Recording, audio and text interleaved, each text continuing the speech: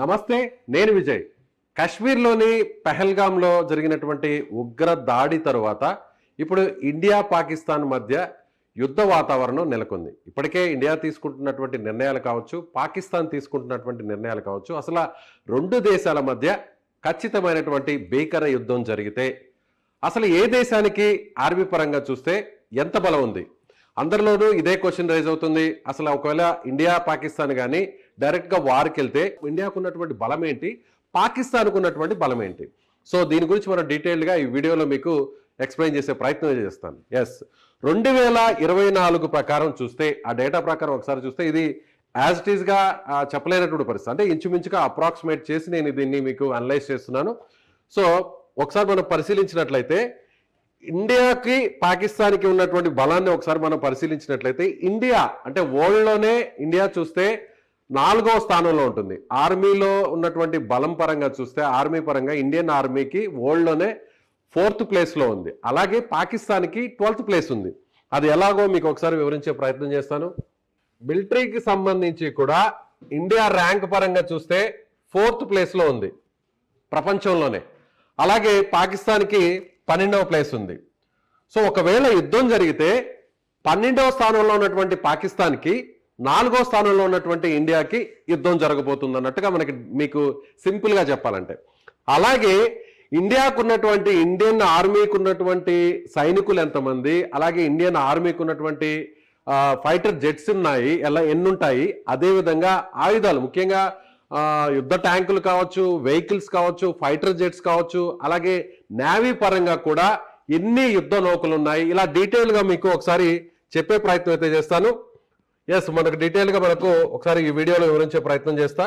India పరంగా చూస్తే సైనికుల పరంగా అంటే ఇప్పటికిప్పుడు యుద్ధం జరిగితే బార్డర్లో ఉండేటువంటి సైనికుల సంఖ్య చూస్తే 14.5 లక్షల మంది యాక్టివ్ పర్సన్స్. అంటే ఇండియా సైన్యంలో, భారత సైన్యంలో నేరుగా బార్డర్ వరకు నేరుగా అక్కడ సిపాయిలు వెళ్ళి అక్కడ యుద్ధం చేస్తే ఆ ఉండేటువంటి సంఖ్యను చూస్తే 14.5 lakhs అంటే 14,50,000 ఇండియన్ ఆర్మీకి ఉంది. అలాగే పాకిస్తాన్ ఆర్మీకి చూస్తే కేవలం 6.5 లక్షల మంది యాక్టివ్ సోల్జర్స్ ఇక్కడ ఉన్నట్టుగా మనకు ఆ డేటా అయితే చెప్తుంది. అదేవిధంగా అంటే రిజర్వ్డ్ అంటే యాక్టివ్గా డైరెక్ట్గా వార్లో పార్టిసిపేట్ చేసేటువంటి ఇప్పటికిప్పుడు జరిగితే ఒకవేళ యుద్ధం జరిగితే ఎంతమంది సోల్జర్స్ వస్తారు అనేటువంటి డేటా ఇది. అలాగే రిజర్వ్డ్ సోల్జర్స్ ఎంతమంది ఉన్నారు అనేటువంటి ఆ డేటా కూడా ఒకసారి చూసే ప్రయత్నం చేద్దాం. రిజర్వ్ డేటా చూస్తే 11.5 లక్షల మంది సోల్జర్స్ ఇండియన్ ఆర్మీ ఇక్కడ రిజర్వ్లో ఉంటుంది ఇండియన్ ఆర్మీలో. అదేవిధంగా పాకిస్తాన్కి చూస్తే కేవలం 5.5 లక్షల మంది మాత్రమే రిజర్వ్లో ఉంటారు. ఇక మిగిలిన డేటా కూడా ఒకసారి మీకు వివరించే ప్రయత్నం అయితే చేస్తాను. యాక్టివ్ పర్సన్స్ మనం చెప్పుకున్నట్టుగా 1.45 మిలియన్, అలాగే పాకిస్తాన్కి కేవలం 0.654 మిలియన్. అలాగే రిజర్వ్ పర్సనల్ చూస్తే 1.15 మిలియన్, అలాగే పాకిస్తాన్కి కేవలం 0.55 మిలియన్. అంటే దాదాపుగా 60 కంటే 70% మనమే పాకిస్తాన్ కంటే ఎక్కువగా ఉన్నాం. అలాగే పారామిలిటరీ ఫోర్సెస్ చూస్తే 2.5 మిలియన్ ఉన్నారు. అంటే దాదాపుగా 25 లక్షల మంది మనకి పారామిలిటరీ ఫోర్సెస్ ఉంటే పాకిస్తాన్కు కేవలం 2,91,000 మంది మాత్రమే ఉన్నారు. ఇక అన్నిటికంటే కూడా ఏ దేశమైనా కూడా తమ సైన్యానికి సంబంధించినటువంటి సంపదను పెంచుకోవాలన్నా, ఆయుధ సంపదను పెంచుకోవాలన్నా, ఫైటర్ జెట్స్ కావచ్చు, నేవీ కావచ్చు, సబ్మెరైన్స్ కావచ్చు, ఇలా ఏదైనా కూడా ఆర్మీ పరంగా చాలా బలంగా ఉండాలి అంటే ఖచ్చితంగా అందుకు ఆయా దేశాల ప్రభుత్వాలు కేటాయించేటువంటి బడ్జెటే ఇక్కడ చాలా కీలకం అని చెప్పాలి. ఇక్కడ మనకి ప్రతి సంవత్సరం మన డిఫెన్స్ బడ్జెట్ అంటే మన భారతదేశానికి సంబంధించిన బడ్జెట్, రక్షణ శాఖకు కేటాయించేటువంటి బడ్జెట్ చూస్తే $73 బిలియన్ అంటే దాదాపుగా 6,23,000 కోట్ల రూపాయలను మనం మన ఇండియన్ ఆర్మీకి లేదా రక్షణ శాఖకు సంబంధించినటువంటి ఈ బడ్జెట్ని కేటాయిస్తున్నాం. అలాగే పాకిస్తాన్ చూస్తే సంవత్సరానికి కేవలం $11 బిలియన్ మాత్రమే. అంటే ఒక రకంగా చెప్పాలంటే దాదాపుగా 93,000 కోట్ల రూపాయలను మాత్రమే ఇక్కడ కేటాయిస్తున్నారు. అంటే పాకిస్తాన్ కంటే కూడా 62% మనం ఎక్కువగా డిఫెన్స్ బడ్జెట్ని కేటాయిస్తున్నాం. సో ఎంత బడ్జెట్ని కేటాయిస్తే అంత మనం దానికి సంబంధించినటువంటి ఎక్విప్మెంట్స్ కావచ్చు, వారికి సంబంధించినటువంటి ఇతర ఆయుధ సంపత్తిని అంతా కూడా పెంచుకోవచ్చు. కానీ పాకిస్తాన్ ఆ కోణంగా చూసిన కంటే చూసినా కూడా మనకంటే చాలా బలహీనంగా ఉంది అనేది అర్థమవుతుంది. ఇకపోతే ఎయిర్ క్రాఫ్ట్స్ అంటే ఎయిర్ ఫోర్స్ కు సంబంధించినటువంటి ఇక్కడ చూసిన అంటే ఫ్లైట్స్ అంటే ఫైటర్ జెట్స్ కావచ్చు, ఎయిర్ క్రాఫ్ట్స్ కావచ్చు, ఇవన్నీ కూడా చూసినట్లయితే అంటే ఒక రకంగా చెప్పాలంటే 2200 ఎయిర్ క్రాఫ్ట్స్ మనకున్నాయి. దాదాపుగా ఇండియన్ ఎయిర్ ఫోర్స్ కి 2200 ఎయిర్ క్రాఫ్ట్స్ ఉంటే పాకిస్తాన్కి కేవలం 1400 ఎయిర్ క్రాఫ్ట్స్ మాత్రమే ఉన్నాయి. అన్నిటికంటే కూడా ఫైటర్ జెట్స్ అనేవి ఇప్పుడు ఉన్నటువంటి యుద్ధం జరిగితే చాలా కీలకం. అంటే ఒక ప్రాంతం నుంచి సెకండ్ల వ్యవధిలోనే, నిమిషాల వ్యవధిలోనే 100 కిలోమీటర్లకు వెళ్ళేటువంటి ఫైటర్ జెట్స్ ఏవైతే ఉన్నాయో అవి చూసినట్లయితే అంటే ఇప్పుడు మనం ఒక రకంగా చెప్పాలంటే పుల్వామా అటాక్ తర్వాత మన ఫైటర్ జెట్స్, మన ఇండియన్ ఆర్మీ ఎయిర్ ఫోర్స్ కి సంబంధించినటువంటి ఫైటర్ జెట్స్ నేరుగా పాకిస్తాన్ భూభాగంలోకి వెళ్ళి అక్కడున్నటువంటి ఉగ్రవాద ఏదైతే స్థావరాలు ఉన్నాయో వాటన్నిటిని కూడా స్మాష్ చేసి తిరిగి మళ్ళా సేఫ్గా మన ఇండియాకి తిరిగి వచ్చేసి ఇవన్నీ కూడా కేవలం నిమిషాల వ్యవధిలోనే జరిగింది. ఇదంతా చేసింది ఏంటంటే ఫైటర్ జెట్స్. అక్కడి నుంచి మిసైల్స్ ని ఆ ఫైటర్ జెట్స్ అక్కడ మిసైల్స్ వదులుతాయి. ఆ మిసైల్స్ ఎక్కడైతే టార్గెట్ ఉంటుందో ఆ టార్గెట్ ప్లేస్ లో అవి లొకేట్ అవుతాయి. ఆ తర్వాత అక్కడ స్మాష్ చేస్తుంటాయి. ఇవన్నీ కూడా ఫైటర్ జెట్స్ అనేవి యుద్ధంలో చాలా కీలకంగా మారుతాయి. సో మన ఫైటర్ జెట్స్ చూస్తే 600 ఉన్నాయి. 600లో సుఖై, అలాగే 30 MKI, రఫేల్ ఇవన్నీ కూడా మనం చూడొచ్చు. రీసెంట్ గా మనం చెప్పొచ్చు రఫేల్ గురించి. రఫేల్ అనేటువంటి ఫైటర్ జెట్స్ వరల్డ్ లోనే ఇది ఒక పవర్ఫుల్ ఫైటర్ జెట్స్ గా చెప్తాం. సో రఫేల్ తో పాటుగా సుఖై అలాగే 30 MKI ఈ ఫైటర్ జెట్స్ అన్ని కూడా కలుపుకుంటే 600 వరకు మనకు ఉన్నాయి. అలాగే రీసెంట్ గా కూడా తేజస్ కూడా యాడ్ అయినటువంటి పరిస్థితి. అలాగే పాకిస్తాన్ ఒకసారి మనం చూసినట్లయితే F-16JF ఈ ఫైటర్ జెట్స్ కేవలం 350. అంటే మనకంటే అవి సగం మాత్రమే ఉన్నాయి. 350 ఫైటర్ జెట్స్ పాకిస్తాన్ దగ్గర ఉంటే మన దగ్గర 600 ఫైటర్ జెట్స్ ఉన్నాయి ఇండియా దగ్గర. సో అదేవిధంగా అటాకింగ్ హెలికాప్టర్స్ అంటే ఇది పాత కాలంలో ఏదైనా ఒక ప్రాంతంలో మాత్రమే జరిగినప్పుడు ఆ ప్రాంతంలో హెలికాప్టర్స్ ద్వారా అటాక్ చేస్తుంటారు.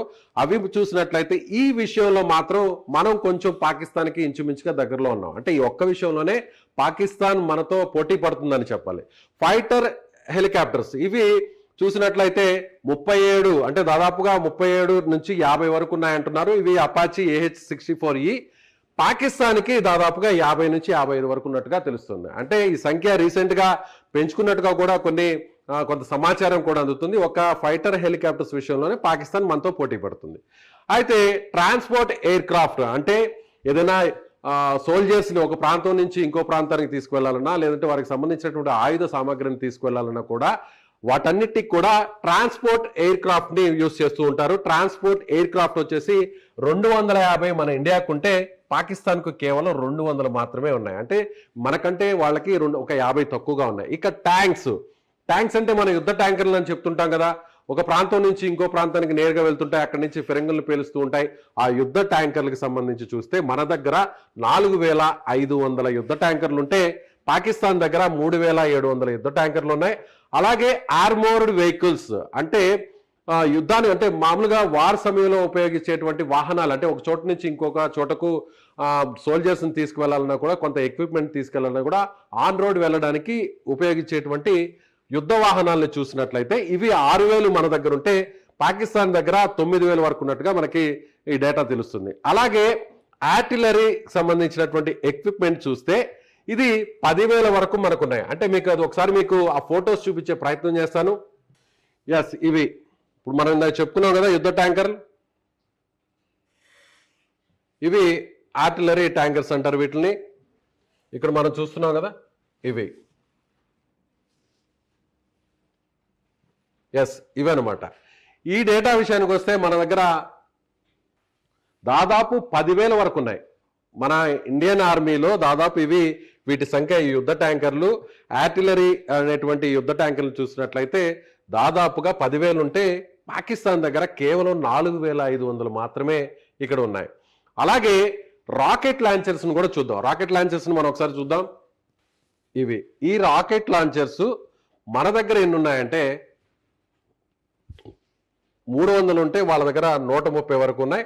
అలాగే నేవల్ అసెట్స్ అంటే నావికా దళానికి సంబంధించినటువంటి ఎయిర్ క్రాఫ్ట్ మనకి ఏదైతే షిప్స్ కావచ్చు, వార్ షిప్స్ కావచ్చు, ఇవన్నీ కూడా చూసినట్లయితే దాదాపుగా మనకి 295 ఉంటే పాకిస్తాన్ దగ్గర కేవలం 100 మాత్రమే ఉన్నాయి. ఇక ఎయిర్ క్రాఫ్ట్ క్యారియర్స్ ఇవి నావికా దళంలో చాలా కీలకంగా పనిచేస్తాయి. ఎందుకంటే ఇప్పుడు మనం ఐఎన్ఎస్ విక్రమాదిత్య కానీ వీటి గురించి మనం ప్రత్యేకంగా చెప్తున్నాం. ఐఎన్ఎస్ ఆదిత్య కానీ అంటే ఒకేసారి ఈ ఫైటర్ జెట్స్ ఏవైతే ఉన్నాయో ఈ ఫైటర్ జెట్స్ అన్నిటినీ కూడా వీటి ద్వారా అంటే ఈ ఎయిర్ క్రాఫ్ట్ క్యారియర్స్ ద్వారా సముద్ర జలాల్లో తీసుకువెళ్తారు. ఇప్పటికే దీనికి సంబంధించినటువంటి సమాచారం కూడా వచ్చింది. ఏంటంటే బెంగళూరులో ఉన్నటువంటి నావీ డాక్ నుంచి ఇప్పటికే ఐఎన్ఎస్ ఆదిత్య అరేబియా సముద్రంలో ఉన్నటువంటి జలాల వైపు వెళ్ళడం జరిగింది. పాకిస్తాన్కు దగ్గరలోనే దీన్ని అక్కడ లొకేట్ చేశారు. అక్కడ ఈ ఎయిర్ క్రాఫ్ట్ ద్వారా ఒకేసారి 40 ఫైటర్ జెట్స్ని ఈ ఎయిర్ క్రాఫ్ట్ క్యారియర్ తీసుకువెళ్తుంది.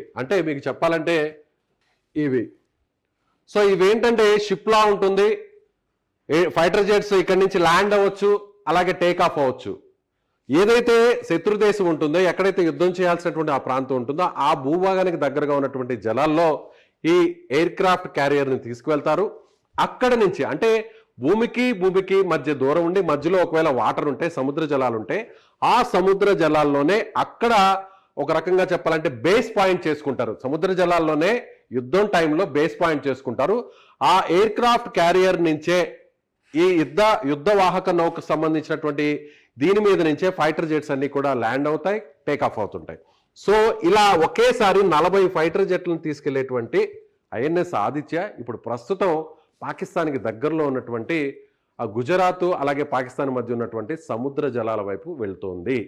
సో ఇది కూడా ఒక ఇండికేషన్ అని చెప్పొచ్చు. అంటే ప్రతి విషయంలో కూడా మనం చాలా అలర్ట్గా ఉన్నాం.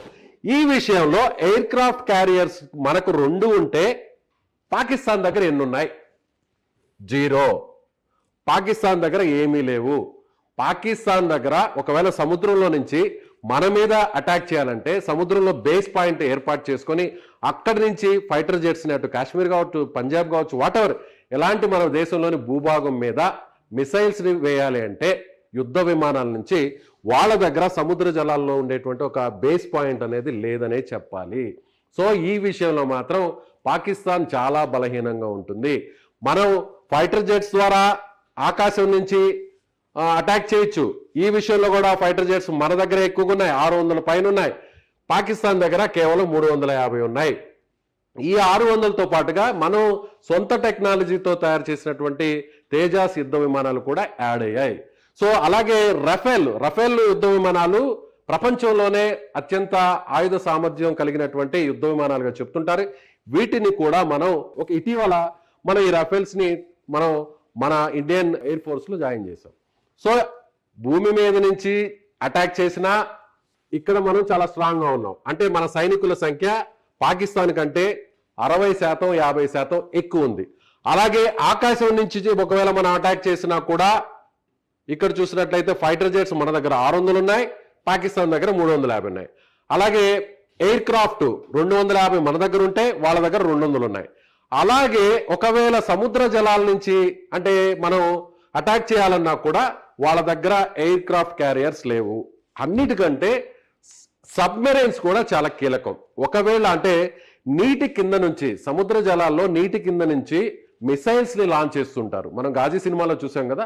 ఆ మిసైల్స్ అన్నిటిని కూడా లాంచ్ చేసినప్పుడు అవతల వైపు ఉన్నటువంటి భూభాగం మీద కావచ్చు, లేదంటే వేరే యుద్ధ నౌకలు కావచ్చు, వాటిని అటాక్ చేయాలంటే అప్పుడు ఈ సబ్మెరైన్స్ అనేటి వాటిని సముద్ర జలాల అంతర్భాగంలో ఇవి వెళ్తూ ఉంటాయి. బయటికి ఎక్కడా కూడా కనిపించవు, సముద్రం ఉపరితలం మీద ఇవి ఉండవు. సముద్రం లోపల నుంచి అంతర్భాగంలో ఇవి ట్రావెల్ చేస్తుంటాయి. వాటినే సబ్మెరైన్స్ అంటారు. ఈ సబ్మెరైన్స్ మన దగ్గర 20 ఉంటే అందులో అత్యంత అడ్వాన్స్డ్ టెక్నాలజీతో, న్యూక్లియర్ టెక్నాలజీతో వాడేటువంటి సబ్మెరైన్స్ కూడా మన దగ్గర ఉన్నాయి. అలాగే డీజిల్తో యూజ్ చేసేటువంటి సబ్మెరైన్స్ కూడా మన దగ్గర ఉన్నాయి. అవి దాదాపుగా 20+ మనకున్నాయి. ఇవి కూడా అరేబియా హిందూ మహాసముద్రం జలాల్లో అంతర్భాగంలో వీటిని యుద్ధం సమయంలో యూజ్ చేసేటువంటి పరిస్థితి ఉంటుంది. పాకిస్తాన్ దగ్గర కేవలం ఎలక్ట్రిక్ అండ్ డీజిల్ సబ్మెరైన్స్ కేవలం 10 మాత్రమే ఉన్నాయి, 10 మాత్రమే ఉన్నాయి. ఇలా కూడా చూస్తే మనం వీటికంటే కూడా పాకిస్తాన్ కంటే కూడా 100 రెట్లు ఎక్కువగా ఉన్నాం. వాళ్ళు 20 ఉంటే మన దగ్గర 10. సో డెస్ట్రాయర్స్ అంటే ఒక రకంగా ఇవి డెస్ట్రాయర్స్, ఇవి కూడా సముద్ర జలాల్లో ట్రావెల్ చేస్తూ సో అవతల ఉన్నటువంటి యుద్ధ నౌకల మీద అటాక్ చేస్తుంటాయి, దాడి చేస్తుంటాయి. ఇవి కూడా ఇది యుఎస్కి సంబంధించింది. మీకు ఎగ్జాంపుల్గా చూపించే ప్రయత్నం కోసం ఇది చూపిస్తున్నా. ఈ డెస్ట్రాయర్స్ మన దగ్గర 10 ఉంటే పాకిస్తాన్ దగ్గర 0. పాకిస్తాన్ దగ్గర లేవు. అంటే డెస్ట్రాయర్స్ అంటే అక్కడి నుంచి కూడా వాటి నుంచి కూడా మనం మిసైల్స్ని లాంచ్ చేసి ఎక్కడైతే ఎనిమీకి సంబంధించినటువంటి లొకేషన్ ఉంటుందో అక్కడ టార్గెట్ చేసి మనం మిసైల్స్ని లాంచ్ చేయొచ్చు. సో ఫ్రిగేట్స్ అనేటువంటి విషయానికి వస్తే ఫ్రిగేట్స్ ఎన్ని ఉన్నాయో ఒకసారి మనం చూస్తాం. మీకు అర్థం అవడం కోసం వాటిని వివరించే ప్రయత్నం చేస్తాను. ఎస్, ఇవి కూడా సముద్ర జలాల్లో వాడేటువంటి ఫ్రిగేట్స్. అంటే ఇది కూడా ఒక రకంగా చెప్పాలంటే యుద్ధ నౌకల్లాగే ఉంటాయి. అంటే ఒక్కొక్క దానికి సపరేట్ టెక్నాలజీ ఉంటుంది.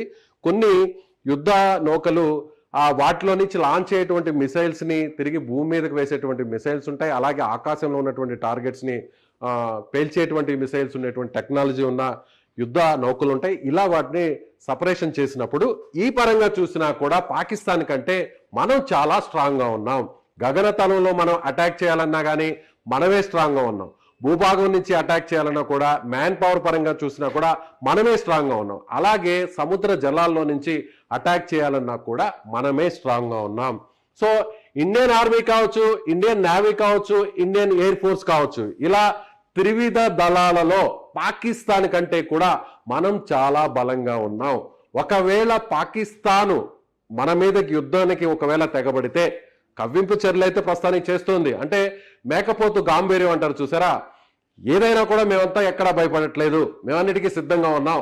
ఇండియాకు ఒకవేళ దాడి చేసినా కూడా తిరిగి మేము అంతకు మించి దాడి చేయడానికి సిద్ధంగా ఉన్నాం. ఇండియా మమ్మల్ని ఏమీ చేయలేదు అనేటువంటి ఒక మేకపోతు గాంభీర్యాన్ని పాకిస్తాన్ ప్రదర్శిస్తుందనే చెప్పాలి. ఒక బలవంతుడు ఒక బలహీనుడి మీద దాడి చేయడం చాలా ఈజీ, కానీ ఒక బలహీనుడు ఒక బలవంతుడి మీద దాడి చేయడం చాలా కష్టం. అది ఎక్కడైనా కూడా ఈ నీతే ఉంటుంది. అది యుద్ధంలో ఈ దేశాల మధ్య జరిగేటువంటి యుద్ధం అయినా కానీ, లేదా వేరే పరిస్థితుల్లో మనుషుల మధ్య జరిగేటువంటి చిన్నపాటి గొడవైనా సరే.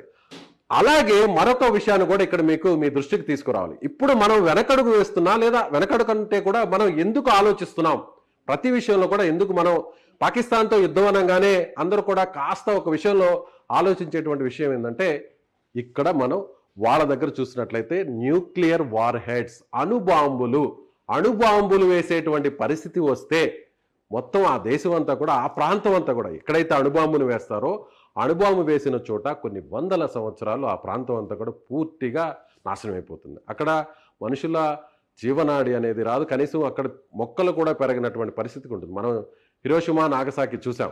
సో అలాంటి సిచ్యువేషన్ రాకుండా ఉండాలంటే, అలాంటి సిచ్యువేషన్ వరకు వెళ్లకుండా ఉండాలంటే అణుబాంబులు వల్లే అందరూ కూడా ఇప్పుడు భయపడతారు. అణు సామర్థ్యం కలిగినటువంటి దేశాలు కొన్నే ఉన్నాయి ప్రపంచంలో. అందులో మనం ఒకరమైతే మన దగ్గర 160 వరకు ఉంటే war heads, nuclear war heads, Pakistan దగ్గర 165 ఉన్నాయి. ఈ విషయంలోనే కొంత మనం ఆచితూచి వ్యవహరించాల్సినటువంటి పరిస్థితి. ఎందుకంటే పాకిస్తాన్ ఇప్పటికే ఆర్థికంగా పూర్తిగా చితికిపోయింది. ఇప్పటికే పాకిస్తాన్లో అంతర్గతంగా అనేక విభేదాలు ఉన్నాయి. ఒకవైపు బెలూచిస్తాన్ సమస్య పట్టిపీడుస్తోంది. బెలూచిస్తాన్ ఏమంటుందంటే, సపరేట్గా మాకొక దేశాన్ని ఇచ్చేసేయండి, మాకు స్వాతంత్రం కావాలి, పాకిస్తాన్ నుంచి మేము విడిపోతున్నాం అని చెప్పి పదే డిమాండ్ చేస్తుంది. అక్కడ కూడా పాకిస్తాన్కి వ్యతిరేకంగా ఒక రకంగా అక్కడ అంతర్గత విభేదాలు అయితే నడుస్తాయి. ఆ సమస్య ఒకవైపు ఉంది.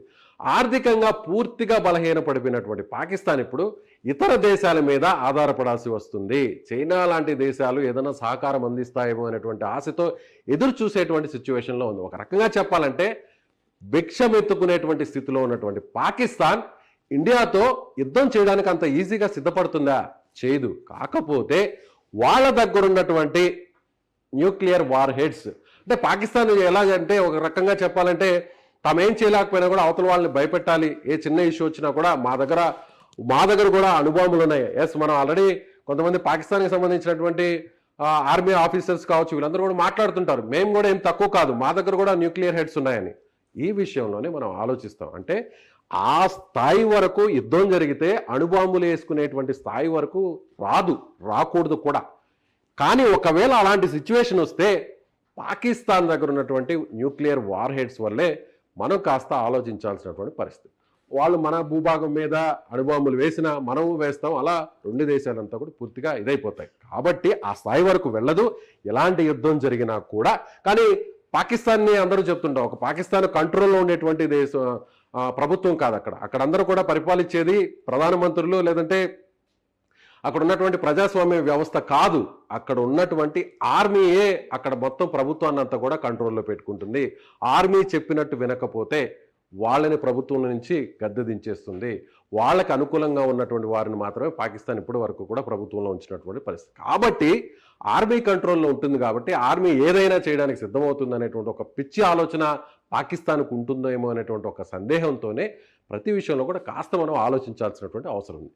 ఒకవేళ అణుయుద్ధం జరిగితే అంతవరకు వెళ్ళదు, అణుయుద్ధమే జరిగితే మూడవ ప్రపంచ యుద్ధం అయితే మళ్ళీ తిరిగి వచ్చేటువంటి పరిస్థితి ఉంటుంది. ఆ స్థాయి వరకు వెళ్ళకూడదనే కోరుకోవాలి. ఇలా చూస్తే మనం టెక్నికల్గా చూసినా, మ్యాన్ పవర్ పరంగా చూసినా, ఇండియన్ ఆర్మీ పరంగా చూసినా, ఎయిర్ ఫోర్స్ పరంగా చూసినా, నేవీ పరంగా చూసినా కూడా ఒకవేళ వార్ జరిగితే పాకిస్తాన్ని మనం చిత్తుగా ఓడించేటువంటి పరిస్థితి అయితే ఉంటుంది. యుద్ధం జరగాలని ఎవరు కూడా కోరుకోరు. కాకపోతే పాకిస్తాన్ని పరోక్షంగా ఇబ్బంది పెట్టేటువంటి ప్రయత్నం అయితే జరుగుతుంది. ఇప్పటికే సింధు జలాలను కూడా నిలిపివేస్తామని పాకిస్తాన్ చెప్పడం, దౌత్యపరంగా ఉన్నటువంటి అన్ని అంశాల్లో కూడా చాలా కఠినంగా వ్యవహరిస్తున్నారు. పాకిస్తానీస్ ఎవరైతే మన ఇండియాలో ఇప్పటి వరకు ఉన్నారో, వేరే వీసాల మీద వచ్చి ఉన్నారో వారందరిని కూడా ఇమ్మీడియట్గా తిరిగి వెళ్ళిపోవాలని ఆదేశించారు. అలాగే హోంమంత్రి అమిత్ షా ఇప్పటికే చెప్పడం జరిగింది, అందరూ ముఖ్యమంత్రులు కూడా ఫోన్ చేసి స్వయంగా చెప్పడం జరిగింది, మీ రాష్ట్రాల్లో ఉన్న పాకిస్తానీయులను వెంటనే తిరిగి వెనక్కి పంపించేయండి అని చెప్పడం జరిగింది. సో పాకిస్తాన్కు ఉన్నటువంటి అన్ని అంశాల మీద, వాళ్ళ మూలాల మీద ఇప్పుడు దెబ్బ కొట్టే ప్రయత్నం జరుగుతుంది. ఒకవేళ యుద్ధమే జరిగితే పాకిస్తాన్ ఎక్కడ కూడా మనల్ని ఢీకొట్టేటువంటి పరిస్థితి లేదు. సో ఇది ఇప్పుడు చూపించినటువంటి డేటా అంతా కూడా గత సంవత్సరంలో ఉన్నటువంటి డేటా. ఏ డిఫెన్స్ డేటా కూడా అది అఫీషియల్గా బయటకు రాదు. ఉన్న కొన్ని సోర్సెస్ ద్వారా వచ్చినటువంటి ఇన్ఫర్మేషన్ను మీకు అప్రాక్సిమేట్లీ మీతో షేర్ చేసుకుంటున్నాను. సో మీరేమనుకుంటున్నారు? పాకిస్తాన్కి ఇండియాకి యుద్ధం జరిగితే పాకిస్తాన్ చిత్తుగా ఎలా ఓడిపోబోతుంది? మీ అభిప్రాయాన్ని కామెంట్ చేయండి. Thank you so much.